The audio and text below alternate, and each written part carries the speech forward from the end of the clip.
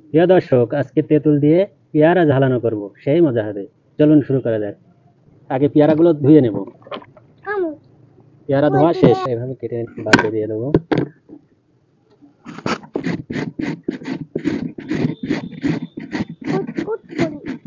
পেয়ারা কুচানো কমপ্লিট। পরিমাণ মতো লবণ,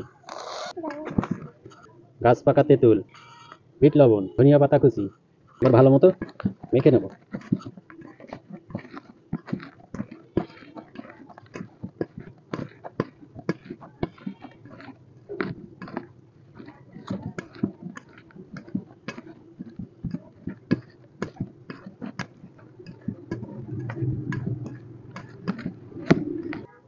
অল্প পরিমাণে ভাজা জিরা গুঁড়ো, এবার দেব কাসুন্দি,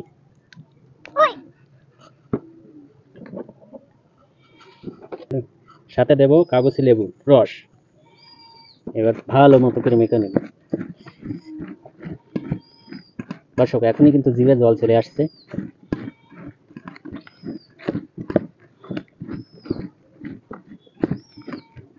দর্শক, আমাদের পেয়ারা ঝালানো কমপ্লিট। এখন খেয়ে দেখবো স্বাদটা কেমন হয়েছে।